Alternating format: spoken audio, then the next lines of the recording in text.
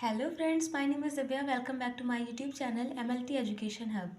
Renal function test के part first में हम लोगों ने डिस्कस किया था कि किडनी के नॉर्मल फंक्शन क्या होते हैं, वो कैसे वर्क करती है, किडनी हमारे कुछ हार्मोन सेक्रेट करती है, उनका फंक्शन क्या होता है, ये सब हम लोगों ने डिटेल में पढ़ लिया था।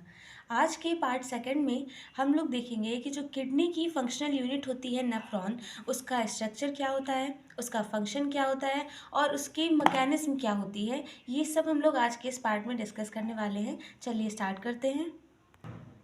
देखिए, अगर हम किसी भी पर्सन को रिकमेंड कर रहे हैं कि आपको आरएफटी कराना चाहिए, आप केएफटी कराइए, तो हम ऐसा क्यों कर रहे हैं? क्योंकि हमें एक्चुअली ये जानना होता है कि उस पर्सन के अंदर, उसकी किडनी के अंदर वो अपनी फंक्शन प्रॉपरली कर रही है या फिर नहीं, या फिर कहीं वो कोई एबनॉर्मलिटी तो नहीं शो कर रही है। ठीक है, तो सबसे पहले हमें ये जानना ज़रूरी होता है कि वो अपने नॉर्मल फंक्शन कैसे करती है। तो यहाँ पर हम लोग यही डिस्कस करेंगे। देखिए, किडनी की जो फंक्शनल यूनिट होती है वो होती है नेफ्रॉन।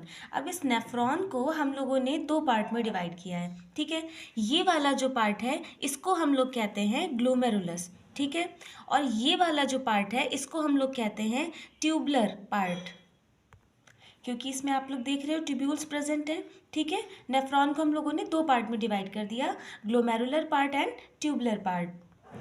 और ये क्या है? ये हमारी है कलेक्टिंग डक्ट। कंपैरेटिवली नेफ्रॉन अगर हम देखें तो कलेक्टिंग डक्ट के नंबर कम होते हैं। क्यों? देखो, एक ही कलेक्टिंग डक्ट से बहुत सारे नेफ्रॉन्स आके जुड़ जाते हैं, तो कंपैरेटिवली कलेक्टिंग डक्ट नेफ्रॉन के नंबर हमारे ज़्यादा होंगे। ठीक है, अब देखिए वो कौन कौन से थे? Filtration, reabsorption, secretion and excretion. तो अब इन चारों फंक्शन को हम लोग डिटेल में डिस्कस कर लेते हैं। तो चलिए सबसे पहले फिल्ट्रेशन को देखते हैं। देखिए, सारा फोकस यहीं पे रखिएगा क्योंकि यहीं पे हमारा फिल्ट्रेशन होगा। ठीक है, ये जो हमारी रीनल आर्टरी है, ये क्या करती है? हमारी बॉडी से, हमारे हार्ट से ब्लड को लेकर आती है। ठीक है, ये रीनल आर्टरी किडनी तक तो ब्लड ले आई। ठीक है, अब किडनी के अंदर नेफ्रॉन तक, ग्लोमेरुलर तक ब्लड कौन लेके जाता है? हमारी एफरेंट आर्ट्रियोल। एफरेंट आर्ट्रियोल क्या करती हैं कि हमारी किडनी से हमारे ब्लड को लेकर आती है कहाँ? अंदर, नेफ्रॉन तक, ग्लोमेरुलर तक। ठीक है, यहाँ पर हमारा प्रॉपर फिल्ट्रेशन होता है, जो फिल्टर चीज़ें होती हैं वो यहाँ पर आ जाती हैं। ठीक है, फिर जो हमारा ब्लड प्लाज्मा होता है निकलता है, उसको बाहर लेके कौन जाता है? ये हमारी इफरेंट आर्ट्रियोल। इफरेंट आर्ट्रियोल हमारी इसको लेके जाती हैं और फिर ये हमारी पेरी ट्यूबुलर कैपिलरीज में चेंज हो जाता है। पेरी ट्यूबुलर कैपिलरी हम लोग इसको यहाँ पे क्यों कह रहे हैं? क्योंकि आप देख रहे होगे ये हमारे ट्यूब्यूल्स हैं। ठीक है, और ये ट्यूब्यूल्स के चारों तरफ एक नेट बनाकर रहती है। ठीक है, तो इसलिए हम लोग इनको क्या कहते हैं? Peri tubular capillaries.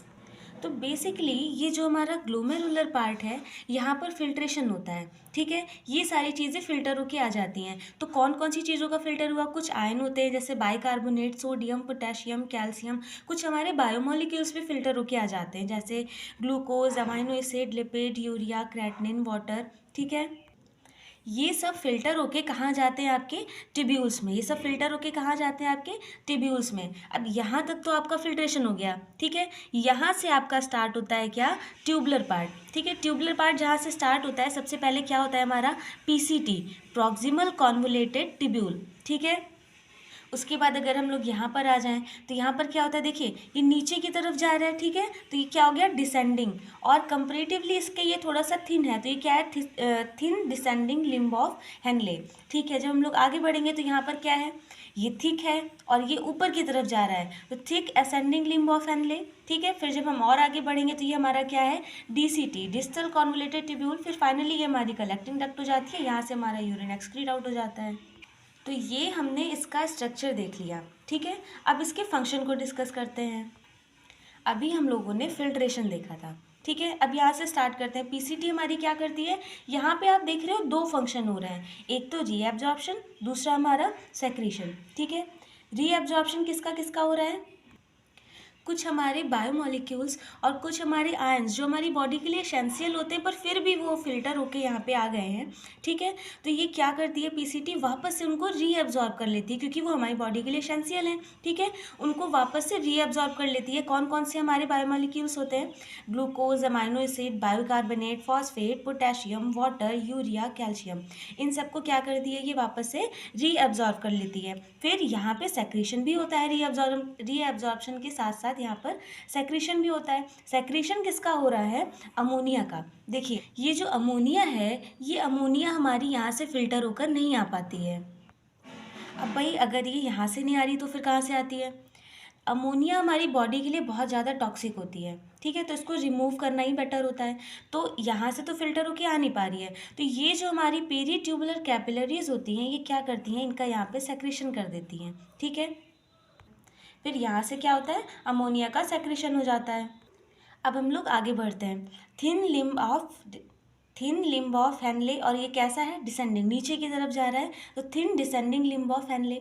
यहाँ पर क्या हो रहा है? यहाँ पर भी रीअब्जॉर्प्शन हो रहा है, किसका?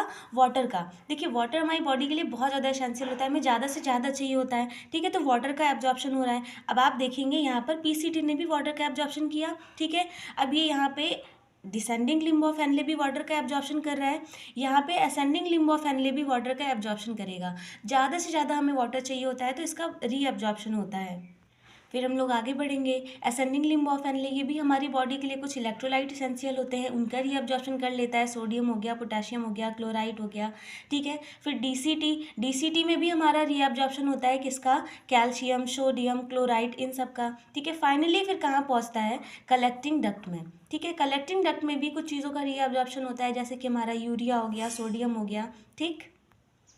फाइनली जो हमारे एक्सक्रीटरी प्रोडक्ट होते हैं, जो काम के नहीं होते हैं, वो हमारे यूरिन के थ्रू एक्सक्रीट आउट हो जाते हैं। ये तो हमने देखा कि हमारा रीअब्जॉर्प्शन सेक्रेशन कौन कौन से बायोमोलिक्यूल्स का, कौन कौन से आयंस का हो रहा है, कौन रीअब्जॉर्ब हो जाता है, कौन सेक्रीट होता है, ठीक है।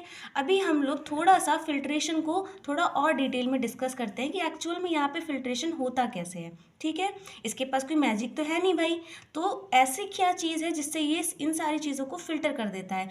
तो सारा फिल्ट्रेशन कहाँ होता है? हमारे ग्लोमेरुलर पार्ट में। तो फिर हम क्या करते हैं, एक काम करते हैं, इस ग्लोमेरुलस को ये थोड़ा सा जूम करके देखते हैं। चलिए आइए देखते हैं। देखिए ये है हमारा ग्लोमेरुलर पार्ट। चलिए पहले आप लोग की मुलाकात करवा देते हैं। ये हमारा क्या है? बोमेंस कैप्सूल। और ये हमारा क्या है? ग्लोमेरुलर, ठीक है। और ये हमारी आर्टरी जो हमारी ब्लड लेके आ रही थी और लेके जा रही थी, जो लेके आती है उसको क्या कहते हैं?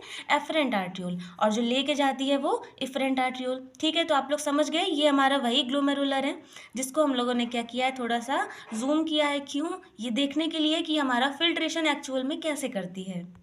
देखिए इसके पास कोई मैजिक तो होता नहीं है, तो क्या होता है, पास कुछ फिल्टर लेयर्स होती हैं, तो उसके थ्रू ये क्या करती है कि जो बड़े बड़े पार्टिकल्स होते हैं और भी जो पार्टिकल्स होते हैं उनको अंदर जाने से वो रोकती है। तो कैसे रोकती है, चलिए वो देखते हैं। देखिए ये है हमारा ग्लोमेरुलर फिल्ट्रेशन बैरियर, ठीक है। यहीं पे हमारी सारी फिल्ट्रेशन की प्रोसेस होती है। ये हमारी एफरेंट आर्टरी क्या करती हैं, हमारी किडनी से ब्लड को लेके आती हैं। फिर यहाँ पे ब्लड का फिल्ट्रेशन होता है। कैसे होता है? सबसे पहले जो हमारी लेयर होती है वो होती है फेनेस्ट्रेटेड कैपिलरी इंडोथीलियम। अब ये लेयर क्या करती है कि 70 नैनोमीटर या फिर उससे जो लार्जर पार्टिकल हैं उनको यहीं पे रोक देती है कि नहीं भैया तुम्हें अंदर नहीं जाना है, तुम्हारे पास नहीं है, ठीक। तो ये क्या करती है, 70 नैनोमीटर तक के जो हमारे पार्टिकल्स होते हैं सिर्फ उनको ही अंदर जाने देती है, बाकी को यहीं पे रोक देती है कि भैया आपको अंदर नहीं जाना है, ठीक है। उसके बाद हम लोग आगे बढ़ते हैं। तो आप देख रहे हो ये एक मेम्ब्रेन है, ठीक है, तो इसको हम लोग कहते हैं ग्लोमेरुलर बेसमेंट मेम्ब्रेन, ठीक है। ये क्या करती है, इसके पास भी कुछ ना कुछ प्रॉपर्टी है तभी तो ये रोकेगी। तो इसके पास निगेटिव चार्ज होता है, ठीक है।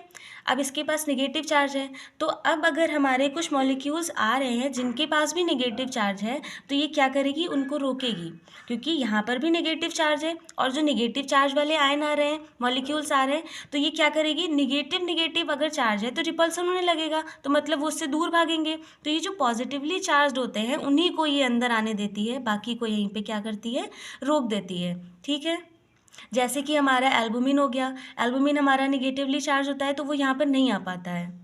फिर हम लोग आगे बढ़ते हैं, तो यहाँ पे आपको एक बहुत प्यारी सी लेयर दिख रही होगी, ठीक है। तो ये जो है इनको हम क्या कहते हैं, पोडोसाइट। तो ये लेयर क्या हो गई, पोडोसाइट से बनी है, तो ये लेयर हमारी कौन सी हो गई, पोडोसाइट लेयर, ठीक है। ये पोडोसाइट लेयर होती है और इन पोडोसाइट के बीच में ये जो गैप है, ठीक है, ये जो गैप है उसको हम लोग कहते हैं क्या, फिल्ट्रेशन स्लिट। ये फिल्ट्रेशन स्लिट क्या करती है, 25 टू 30 नैनोमीटर के जो हमारे मॉलिक्यूल्स, जो हमारे सब्सटेंस होते हैं, उनको अंदर जाने देती है। बाकी उससे जो लार्जर होते हैं उनको यहीं पे रोक देती है कि नहीं भैया तुम्हें अंदर नहीं जाना है। ठीक है, तो कौन कौन से हमारे बायोमॉलिक्यूल्स आ जाएंगे इसमें, जैसे बाइकार्बोनेट हो गया, सोडियम, पोटेशियम, मैग्नीशियम, कैल्शियम, ये सब हमारा फिल्टर होके कहाँ चला जाता है, पीसीटी में। ठीक है, लेकिन यहाँ पे एक चीज़ और होती है, ये जो हमारा गैप है ये तो हमारी है फिल्ट्रेशन स्लिट, यहाँ पर एक प्रोटीन होती है जिसको हम लोग कहते हैं क्या, नेफ्रिन। ये नेफ्रिन प्रोटीन भी फिल्ट्रेशन में बहुत इंपॉर्टेंट रोल प्ले करती है। ये क्या करती है कि 7 टू 9 नैनोमीटर के जो हमारे मॉलिक्यूल्स होते हैं उनको अंदर जाने देती है, बाकी को यहीं पर रोक देती है कि नहीं भाई आपको नहीं जाना है। ठीक है, वरना आप डिस्टर्बेंस पैदा कर दोगे। तो फाइनली कुछ इतने मटेरियल हमारे फिल्टर होके कहाँ जाते हैं, पीसीटी में, जैसे हमारा glucose, amino acid, lipid, urea, creatinine. ठीक है, और ये सारे आयंस हमारे, ये सब कहाँ चले जाते हैं, पीसीटी में। और फिर वो तो आपने देख ही लिया, ये सब तो हमारी बॉडी के लिए एसेंशियल है ना, तो ये भी फिल्टर होके आ गए, तो घबराने की कोई बात नहीं है। आगे पीसीटी हमारा क्या करता है कि इन सबको वापस से रीअब्जॉर्ब कर लेता है। तो आप सबको यहाँ पे समझ में आया कि यहाँ पे फिल्ट्रेशन कैसे होता है। ठीक है, तो यहाँ से जो कुछ मॉलिक्यूल्स हमारे एसेंशियल होते हैं, बायोमॉलिक्यूल्स हो गए, आयंस हो गए, वो जो फिल्टर होके आते हैं तो हमारी पीसीटी क्या करती है, उसको वापस से रीअब्जॉर्ब कर लेती है। कुछ जो टॉक्सिक मटेरियल फिल्टर होके नहीं आ पाते हैं तो उनको पेरीट्यूबुलर कैपिलरी क्या करती है, सेक्रेशन करती है, जैसे अमोनिया हो गया हमारा, तो वो सेक्रेट आउट हो जाते हैं। फिर हमारी बॉडी के लिए वाटर बहुत ज़्यादा एसेंशियल होता है, तो वाटर का रीअब्जॉर्प्शन यहाँ पीसीटी में भी होगा। ठीक है, डिसेंडिंग लिम्ब ऑफ एनले भी होगा, असेंडिंग लिम्ब ऑफ एनले भी होगा, क्योंकि ये वाटर बहुत ज़्यादा एसेंशियल है हमारी बॉडी के लिए। फिर कुछ इलेक्ट्रोलाइट हमारी बॉडी के लिए एसेंशियल होते हैं, तो उन सबका यहाँ पर रीअब्जॉर्प्शन होगा। फाइनली जो हमारा वेस्ट प्रोडक्ट होगा वो यहाँ से एक्सक्रीट आउट हो जाएगा। तो यहाँ तक तो हम लोगों ने इसकी मैकेनिज्म, स्ट्रक्चर एंड फंक्शन को डिटेल में डिस्कस किया। आई होप कि आप लोगों को समझ में आया होगा। अब हमारा जीएफआर क्या होता है, जीएफआर मतलब ग्लोमेरुलर फिल्ट्रेशन रेट, कि कितनी स्पीड से फिल्टर हो रहा है, कहाँ, ग्लोमेरुलर में, क्या, हमारा ब्लड। ठीक है, ये सब हम लोग नेक्स्ट पार्ट में डिस्कस करेंगे। तब तक के लिए बने रहिए हमारे साथ, स्वस्थ रहिए, पढ़ते रहिए।